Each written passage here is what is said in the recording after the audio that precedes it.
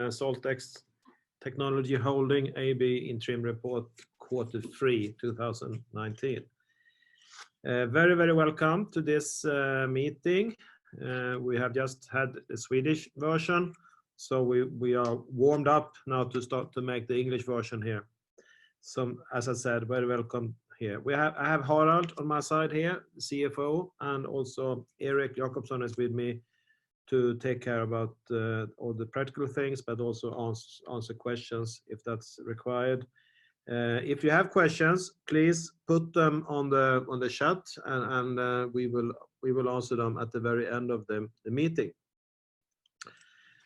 This is my second quarterly report, and I think that if I look back in time, a lot of things has happened. We are really underlining the focusing on NSTOR high temperature application, as I will go through. We have some pictures that we have prepared, and some of you might recognize them from earlier, but as a matter of fact, we have updated them, and we have to the actual situation as we do have it right now. So I will go through the pictures, and after me, Harald will take the financial comments, and after that we will have the questions and answers. I can already now say that the main focus on this meeting will be that we inform you a little bit extra about our three partners as we do have.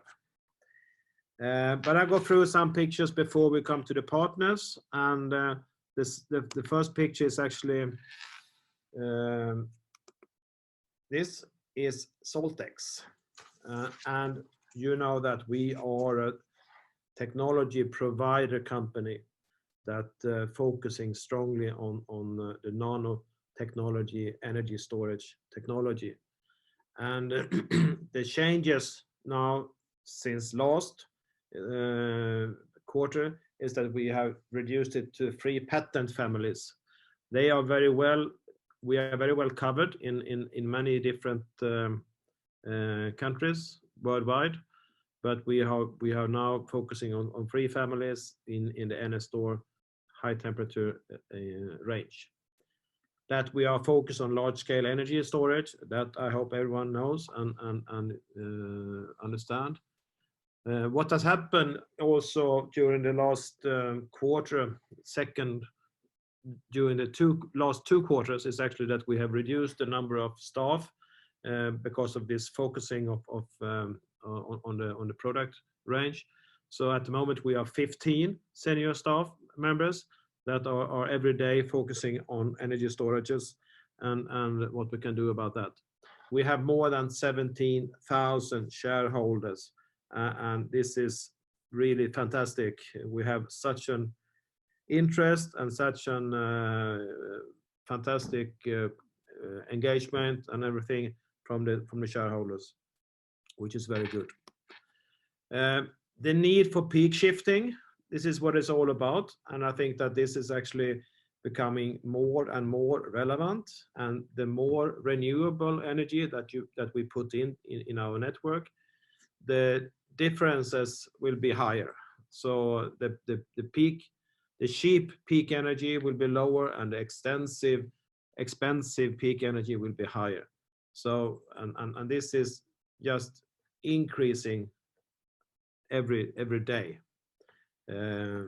So we loading the battery, the thermal battery when the energy is cheap, and we sell it when it's expensive. That's what it's all about.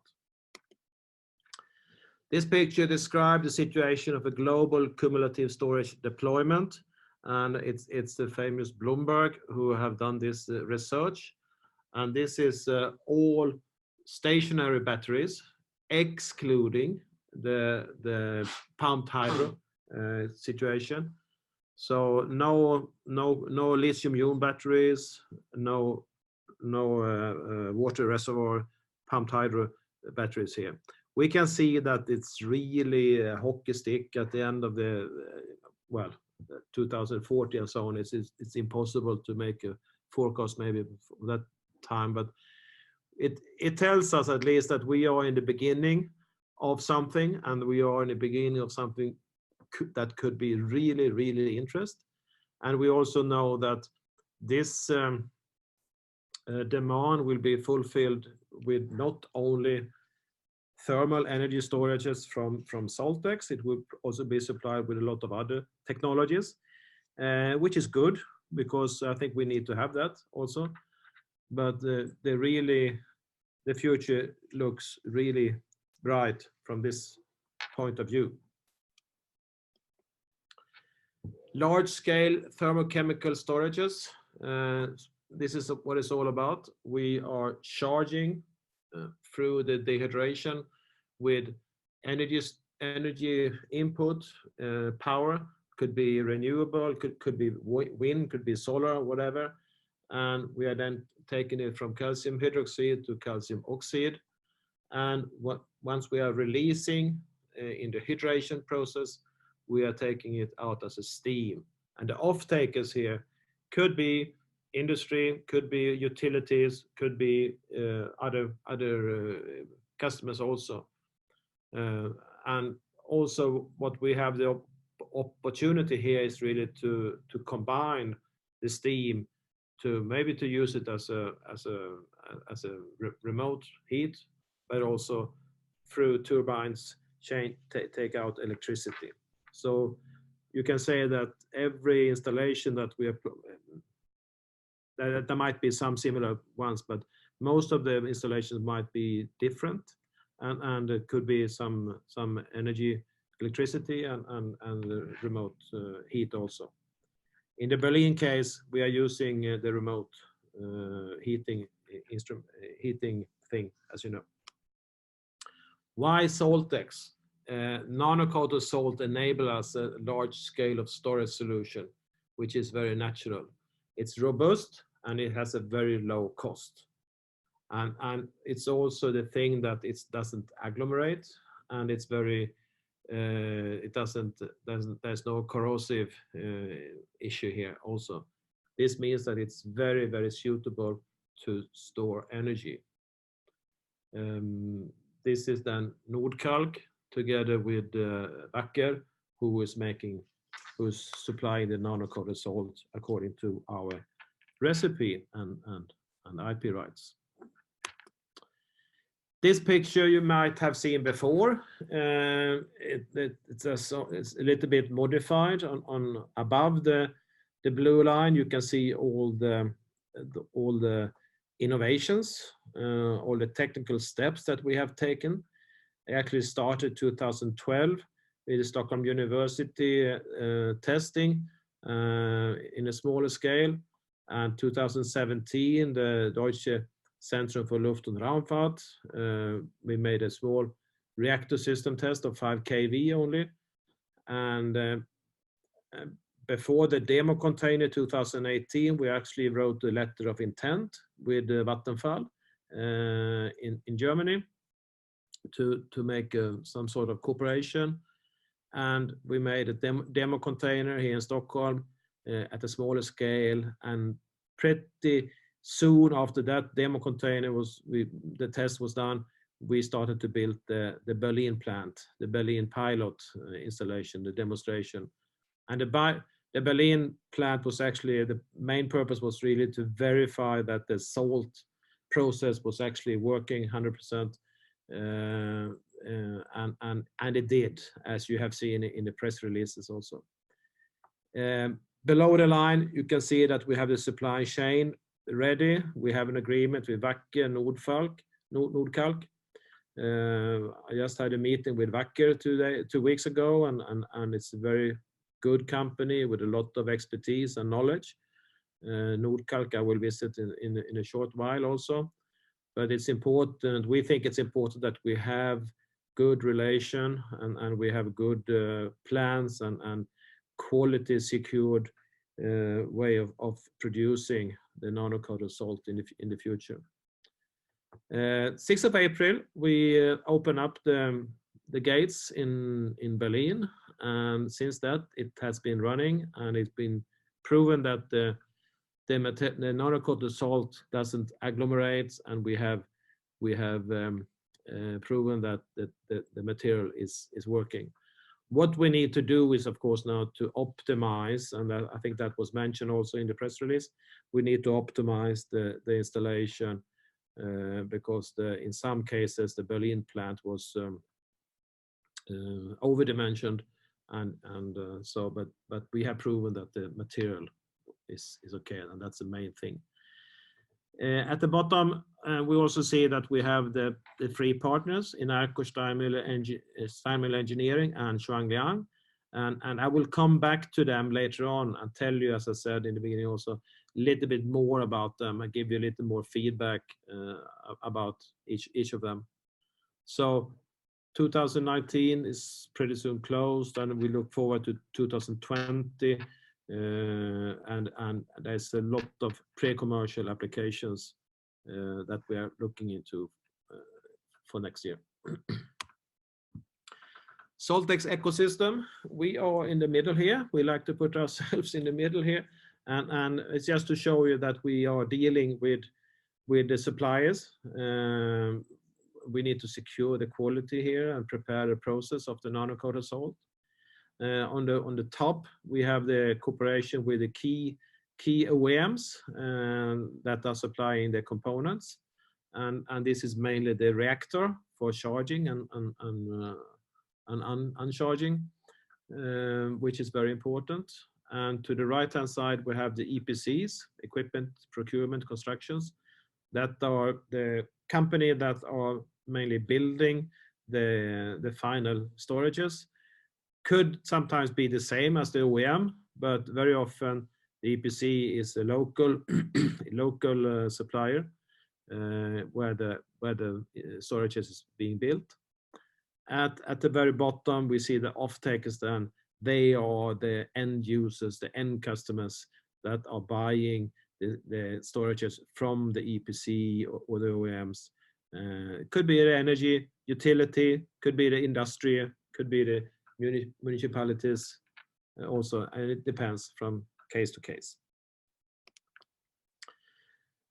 Our partners, this is a picture that you probably recognize also. The good thing and the nice thing with this one now is that we have been able to fill the square with name. And in Germany, we have this agreement with Steinmüller Engineering. They are a very good OEM, as well as EPC. I will tell you more later on. We are looking for the off-taker.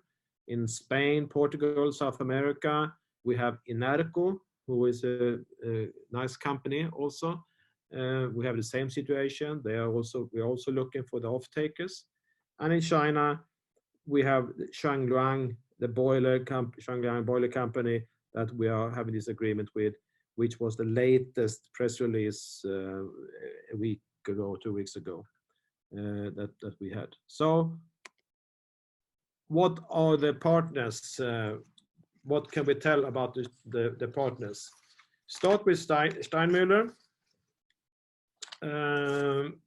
We actually visit them in beginning of October of this month, still the 31st of October. And the idea was really that we should build trust and to build knowledge to each other's organization. So on the picture you can see Magnus from the left side, Magnus, Eric, and Corey, and I don't remember his name. It was a manager director. You can see myself, and you can see some Steinmüller's people also there. Very, very good company, very skilled in fluidized bed knowledge, and they have more than 100 engineers on board, and they have done more than 500 projects worldwide. It's an international player for engineering and consulting services. They will probably not build the energy storages. They make the engineering and they make the design for it. But they have a very strong focus on the power industry and the thermal process. They are very, very well aware of the changes that goes on in this business, especially in Germany, of course. So they need to adapt, going away from coal installations, coal industrial sites installations, to more environmental friendly technologies. And they said actually that they were a little bit surprised that the changes is going so fast, but that's a good, for us it's very good, of course, that it is like that. But they are now looking for off-takers together with us in Germany, but also the countries around Germany in Central Europe. And we have a good cooperation with them. We have weekly meetings with them, and so on. So they are, what we think, a very good partner. Inarco, the Spanish company, headquarters is in Sevilla, in Spain. We were there in September, and you can see it from the picture that we are out in the engineering offices that they had there, and you can see that Eric is having another meeting to the right-hand side of the picture. Lars Kron, Corey, and myself is looking into the designing tool as they have for the engineering side. And Inarco, they are a major player. They have more than 650 employees, and they have been in the industry for a very long time. But they all have customers like NL, the Italian utility. They have E.ON as a customer. They have Iberdrola, which is a very good, very big Spanish utility with more than 35,000 employees. And the interesting thing with Iberdrola is that the installed capacity that they have is 68% CO2-free installation, which means that they probably have a lot of demand for storages also. We're not there yet, but we are talking to them through Inarco, of course. Inarco is one of the customers that we have sent the nanocoated salt to, a very limited number of kilograms, but still this is a part of the interaction between us, that they want to test themselves and see how things are working. Inarco also have a very good relation to the Spanish government and influencers, which is very good. And they are also very much aware of that there is a big change going on now on the market. They have produced a lot of coal industry plants in the past, but now these days they also have to look into more environmental friendly installations, and that's a change for them. And that's part of the reason why it actually this take a little bit time to make these things happen. But the winds are blowing in the right direction, so to say. Shangliang, it's a boiling company. Shangliang Boiler belongs to Shangliang Group. Shangliang Boiler will be, it's a small customer of 10,000. They have 10,000 customers globally, but they have a lot of patents, and they are a very, very skilled and experienced group of people in this organization. We feel that we have a good fit together with them also. We have they have a lot of thermochemical knowledge, and if they are able to build those huge boilers installations as they are doing, we are sure that they can build the storages also, energy storages, together with us. So that's very good.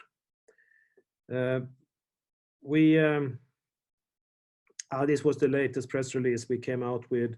So we think that we have covered now China, Germany, Central Europe, Spain, south of Europe, which is that we like to focus on. But we can see that it's a little bit different characteristics on those three partners, which is good because we are helping each other. We are sitting in the center here, and we have the input from those three partners to us, and we see more and more that we are getting closer to a potential standardized solution for the energy storages. We're not there yet, but there will at the moment there will be a number of variations on the storages depending on the application, of course. But in the long run, once we have those three partners up and running, we have to come to some sort of standard a platform that we can give away that we can present for other partners to get the real synergies out of this. So the three partners together with the OEMs, with the key components like the reactors, is really filling the day now for us in this company. That's the focus we have on energy storages. I think I stopped there. Harald, you ready?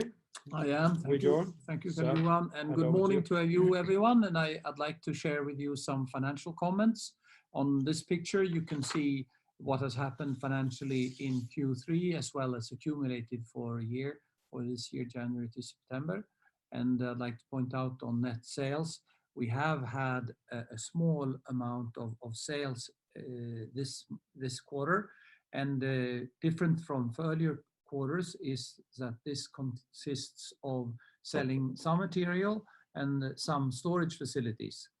And I'd like to point out also that in the beginning of the year, we had a little mishap where we had recognized revenue and received funds that when we canceled the agreement with the partner needed to return and reverse the revenue. So we have a negative net sales figure. It is not an error there for the 9 months, but we were able then to reverse it slightly with the sales we did in Q3. I also would like to comment cash flow.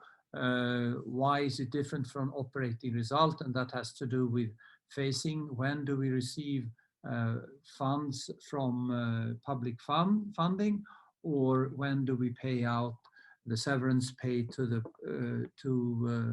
employees that we let go of during the summer, and also the fact that we now follow IFRS 16 on leasing, whereby that has an effect.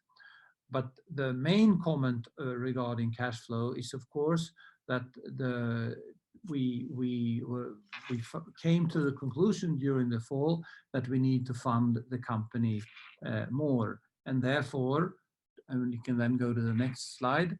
The board, together with the board of directors and the main shareholders, came to the conclusion that we wanted to do a rights issue, which was communicated earlier in October.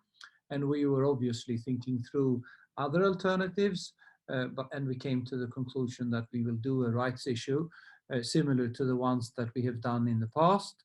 And we were very pleased to be able to come to an agreement with Industrifonden, our main shareholder. It owns 22%, so almost a quarter of the company, and that they were prepared to support this capital raising activity by providing a guarantee for their share that they will pick up pro rata.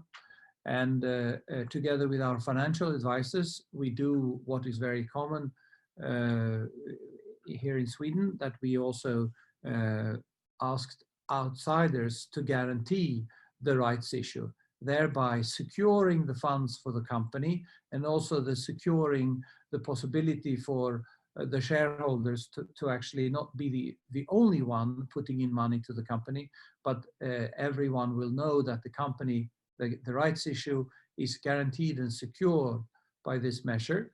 Obviously, we would like all shareholders to use the subscription rights, and if not use them for themselves for other priorities or available cash or so, sell them in the market.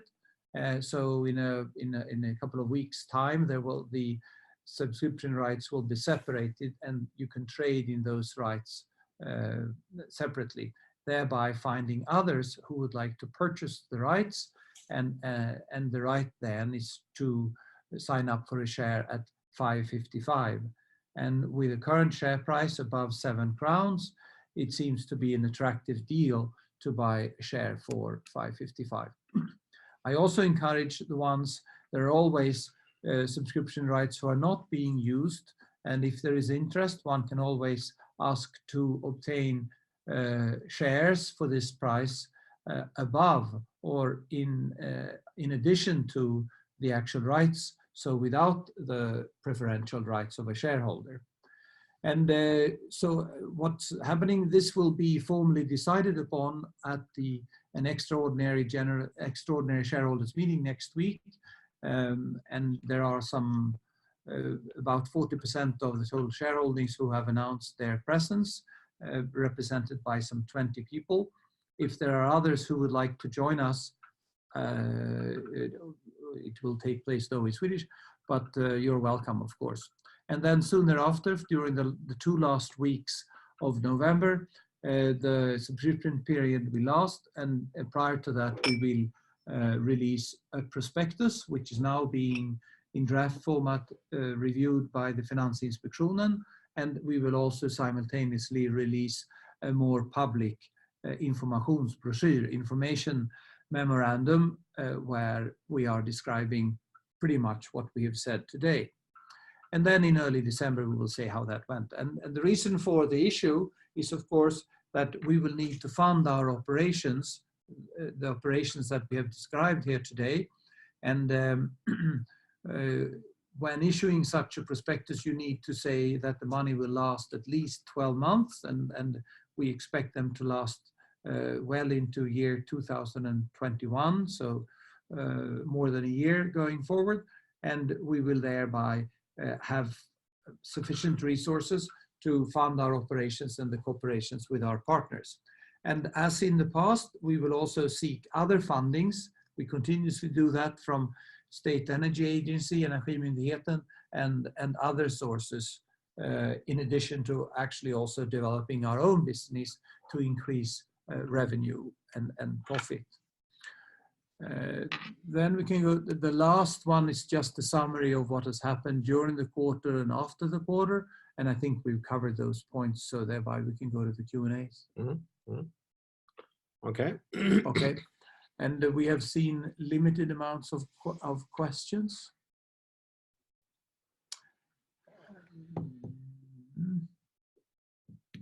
We had another question in the Swedish presentation about the fluidized bed and the potential, and maybe we can mention that. We had a question about the fluidized bed potential and etc. And we are making some tests at the moment with fluidized bed, and we think that the technology is more efficient when it comes to the energy, but also more cost effective. It's a cheaper solution. So that's why we are looking into this one, and we are looking into it into the hydration process as well as the dehydration, and I think that the pre-commercial installations that we are looking for in the future now with the partners, together with our partners, they might have 1 or 2 fluidized bed installed. That's my belief. However, they might look different from installation to installation. But we believe very much in this fluidized bed situation, and we think that is the future. But the spiral joule could also be a possible reactor when it comes to if you're talking about smaller sizes of energy storages, 1 megawatt and below.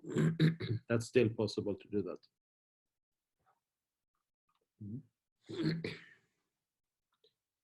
Any other question from anybody? No, doesn't look like that. I think we close the deal. Thank you for your participation, and we look forward to the next quarter. Thank you. Thank you very much.